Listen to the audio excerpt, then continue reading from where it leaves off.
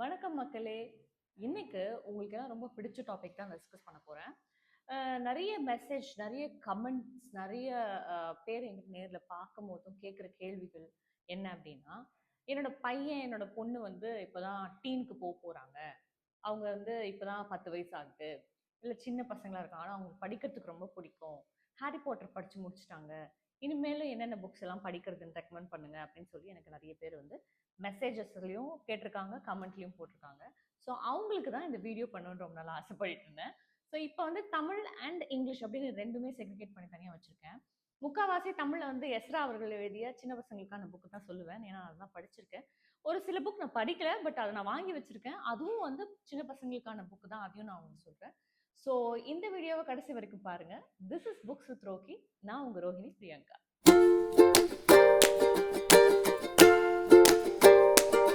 So without further due நம்ம தமிழ் புத்தகத்தை முதல்ல பார்த்துருவோம்.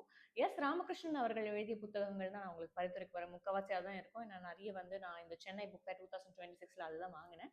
ஸோ ஃபர்ஸ்ட் புத்தகம் அந்த வரிசையில் பார்த்தீங்கன்னா டான்டூனின் கேமரா பை எஸ் ராமகிருஷ்ணன். எல்லாமே தேசாந்திரி பதிப்பகத்தில் தான் இருக்கு. ஸோ அதில் தான் நான் வாங்கினேன். வெப்சைட்டில் அண்ட் ஆல்சோ அமேசானில் கூட அவைலபிளாக இருக்கும். ஸோ இது வந்து எஸ் ராமகிருஷ்ணன் அவர்கள் எழுதிய டான்டூனின் கேமரா. இந்த புத்தகத்தில் ஒரு எறும்பு ஃபோட்டோகிராஃபர் ஆகணும் அப்படின்னு ஆசைப்படுது.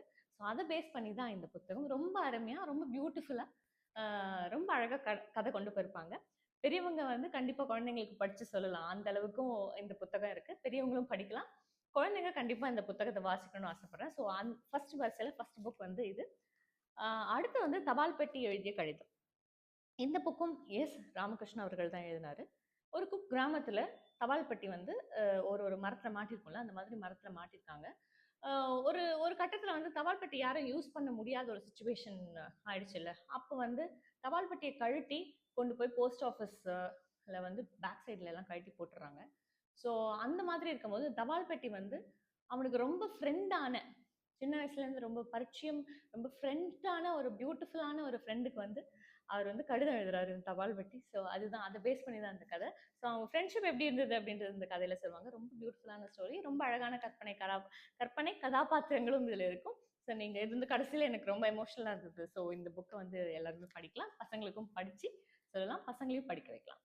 அடுத்த புத்தகம் வந்து நீல சக்கரம் கொண்ட மஞ்சள் பேருந்து. இதுவும் எஸ் ராமகிருஷ்ணன் எழுதியது.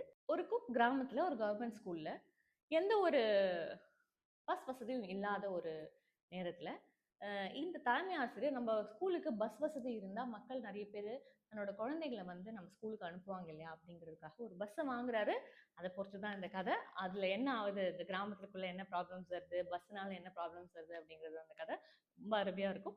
நீல சக்கரம் கொண்ட மஞ்சள் பேருந்து. அடுத்து எலியன் பாஸ்வேர்ட். இதுவும் எஸ் ராமகிருஷ்ணன் எழுதியது. ஸோ எலியன் பாஸ்வேர்ட்ல என்ன அப்படின்னா, ஒரு கிராமத்துல எலிங்கெல்லாம் இருக்குது. அந்த எலியோட பொந்துல போய் எல்லா பாம்பும் எலிகளை வரிசையா கொண்டு வந்துருது. ஸோ எலி கிட்ட வந்து இந்த பாம்புகள் வரக்கூடாது அப்படிங்கிறதுனால எலிகள்லாம் சேர்ந்து ஒரு குட்டி எலியை வந்து படிக்க வச்சு அதை வந்து அந்த எலிகளை பாதுகாக்கிறதுக்காக, பாம்புகள் உள்ள வராம இருக்கிறதுக்காக ஒரு விஷயங்கள் பண்ணுது. அதை பொறுத்து தான் இந்த புத்தகம். ரொம்ப நல்லா இருந்துச்சு. எனக்கு ரொம்ப பிடிச்சது. இந்த எலியை பார்த்தாலே எனக்கு ரொம்ப பிடிச்சது.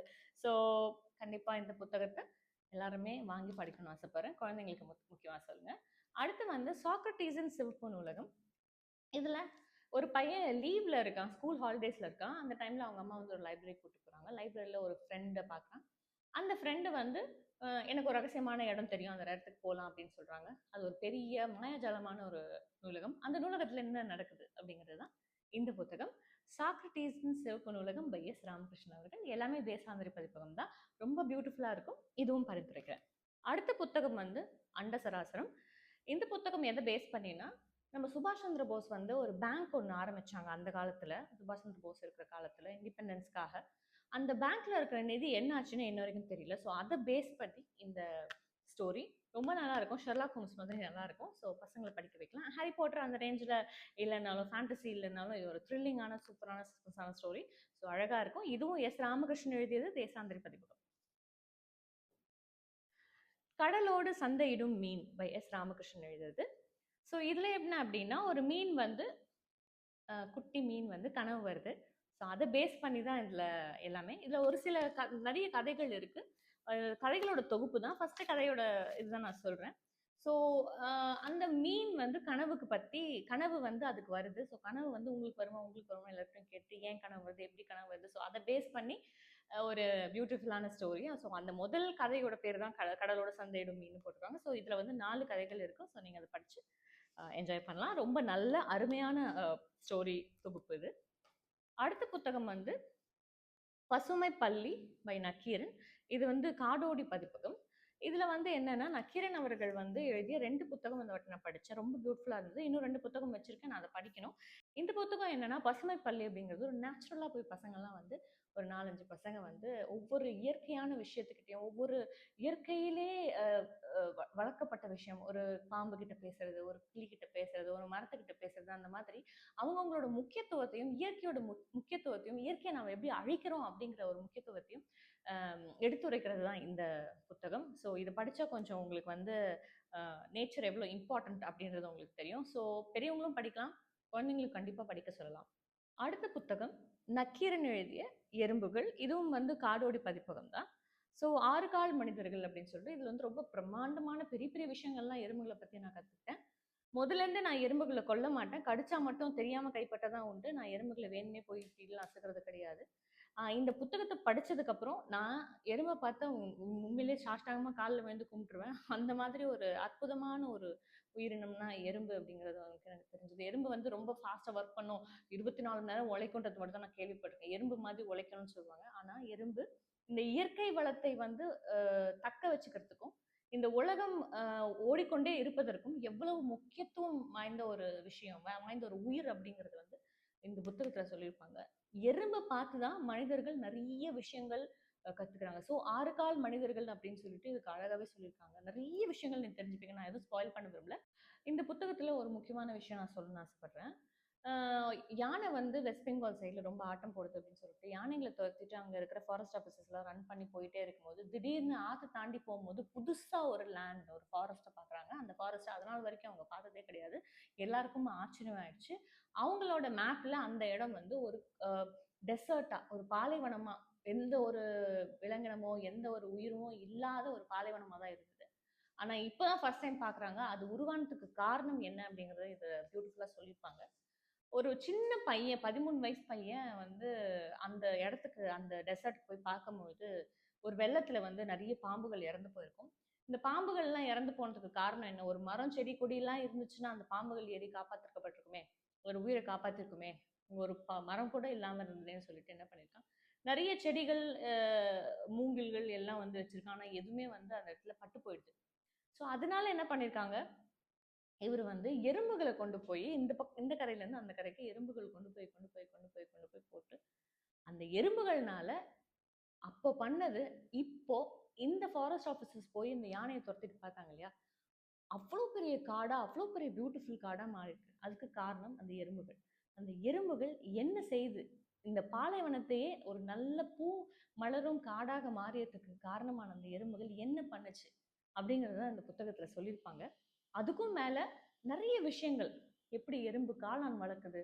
எப்படி எறும்பு வந்து வீடு கட்டுது? எப்படி வந்து எறும்புகள் வந்து வென்டிலேஷன் போடுது? அதெல்லாம் பார்த்து நம்ம என்ன கத்துக்கிட்டோம்? அப்படிங்கிறத நமக்கும் எறும்புகளுக்கும் இருக்கும் ஒற்றுமைய பத்தி இத சொல்லியிருக்காங்க. இது தனியா நான் ஒரு ஷார்ட்ஸே போடணும்னு நெனச்சேன். பட் பியூட்டிஃபுல்லா அற்புதமா சொல்லியிருக்காங்க. நான் நேஷனல் ஜியோகிராஃபிக் பார்க்குற ஒரு ஜீவன் தான். ஆனா, அது பார்த்தும் இவ்ளோ விவரமா நான் தெரிஞ்சுக்கல. ஸோ இந்த புத்தகம் படிச்சு ரொம்ப அற்புதமான விஷயங்கள தெரிஞ்சுக்கிட்டேன். கண்டிப்பா எல்லாருமே படிக்க வேண்டிய புத்தகம். அந்த புத்தகம் நீங்க படிக்கிறதும் இல்ல, உங்க குழந்தைங்களுக்கும் இந்த புத்தகத்த காட்டுங்க. இனிமேலு எறும்ப நசுக்காதீங்க, எறும்ப கொல்லாதீங்க. பெஸ்டிசைட்ஸ் யூஸ் பண்ணாதீங்க.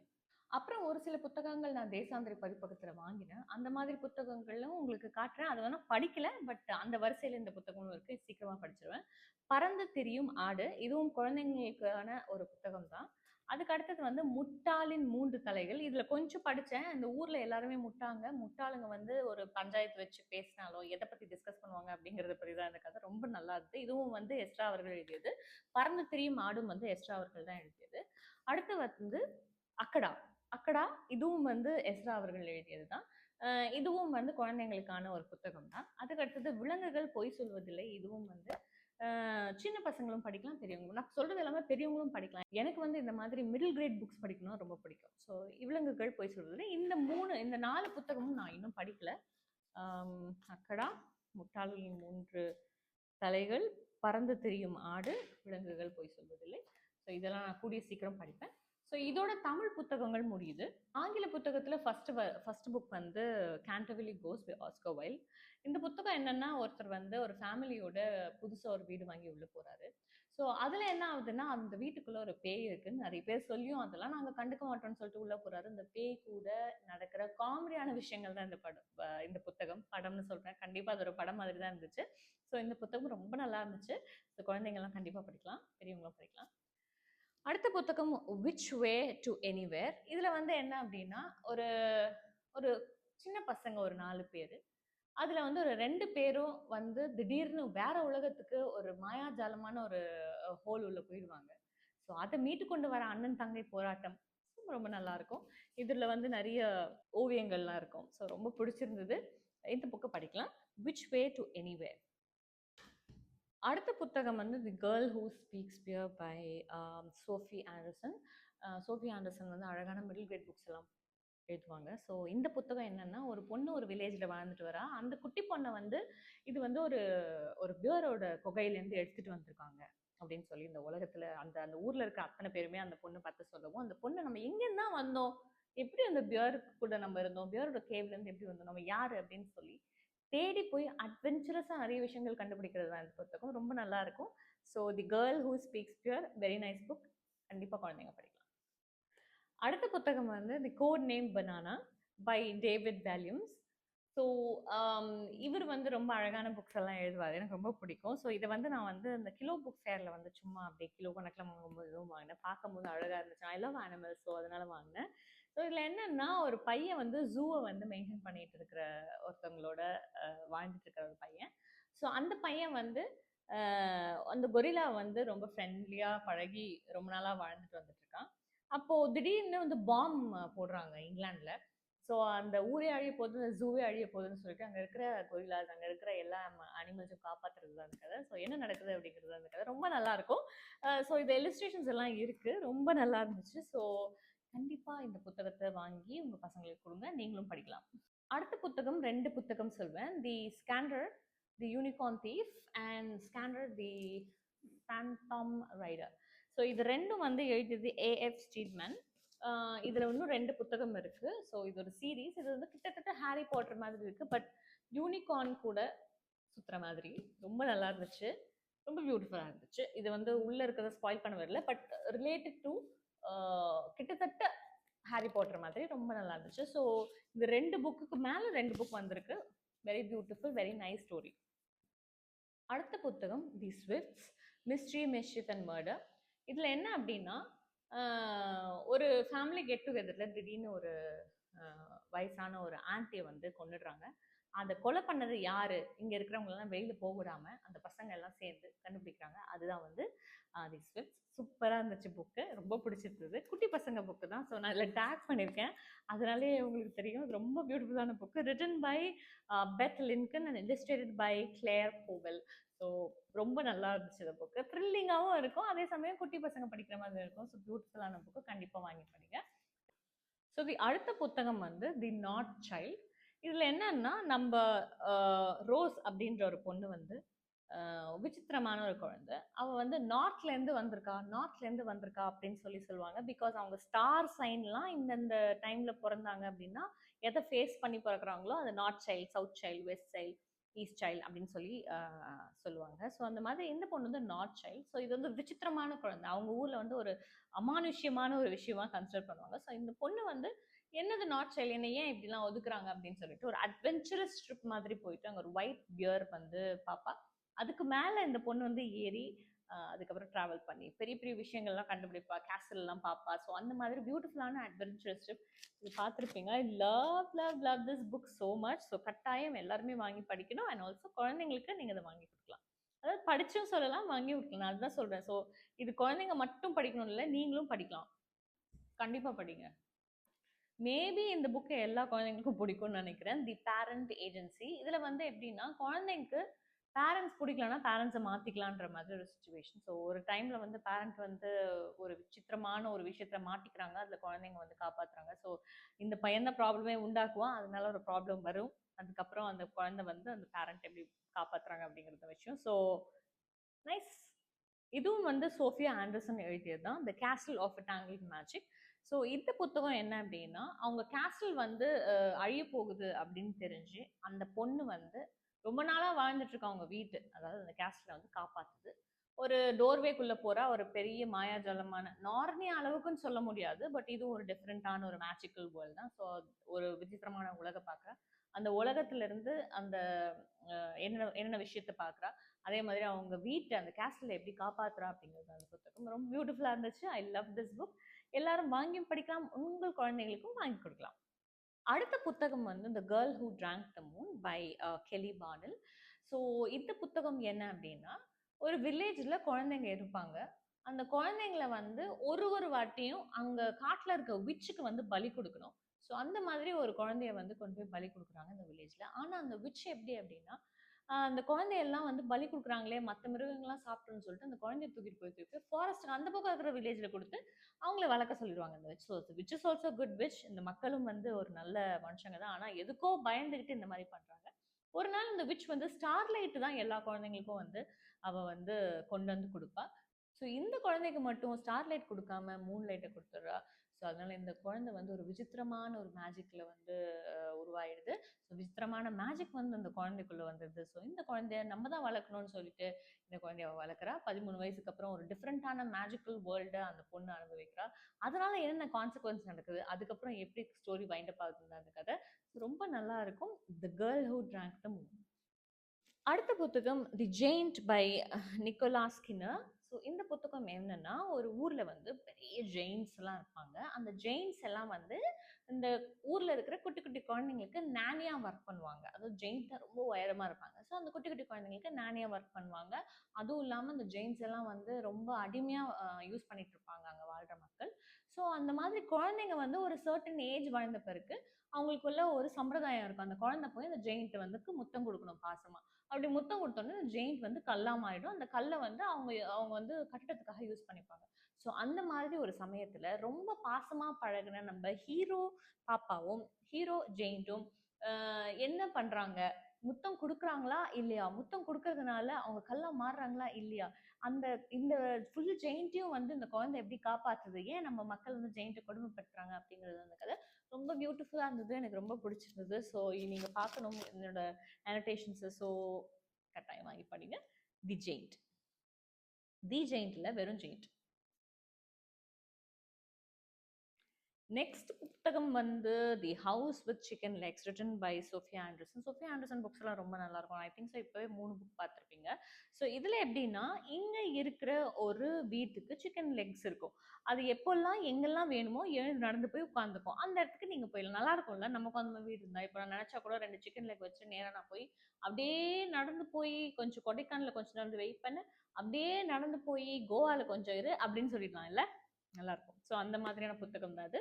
தி house with chicken leg by Sophia Anderson. இதில் நான் ஏதாவது ஒரு விஷயத்த சொல்லணும்னா நீங்கள் கண்டுபிடிச்சிருவீங்க. ஸோ அதனால எந்த ஒரு ஸ்பாயிலரும் நான் சொல்ல விரும்பல. கண்டிப்பாக படிக்கலாம், உங்கள் குழந்தைங்களுக்கும் வாங்கி கொடுக்கலாம். இப்போ பார்த்த அத்தனை புத்தகமும் teenage, middle age, middle grade பசங்க தாராளமாக படிக்கலாம். எந்த ஒரு சலசலப்போ கிசுகிசுப்போ அதில் கிடையாது. ஸோ நீங்கள் வந்து உங்கள் குழந்தைங்களுக்கு இந்த புத்தகத்தை தாராளமாக வாங்கி கொடுக்கலாம். அஃப்கோர்ஸ் நீங்களும் படிக்கலாம். தமிழ் புத்தகத்தை குழந்தைங்களுக்கு வாங்கி வாசிக்க கற்றுக் கொடுங்க. ஆங்கில புத்தகமும் வாங்கி வாசிக்க கற்றுக் கொடுங்க. இந்த வீடியோ உங்களுக்கு யூஸ்ஃபுல்லாக இருக்கும்னு நினைக்கிறேன். தேங்க்ஸ் ஃபார் வாட்சிங். மறக்காமல் சப்ஸ்கிரைப் பண்ணுங்கள், பெல் பட்டனை தட்டுங்க, முக்கியம் ஷேர் பண்ணுங்கள். பாய்.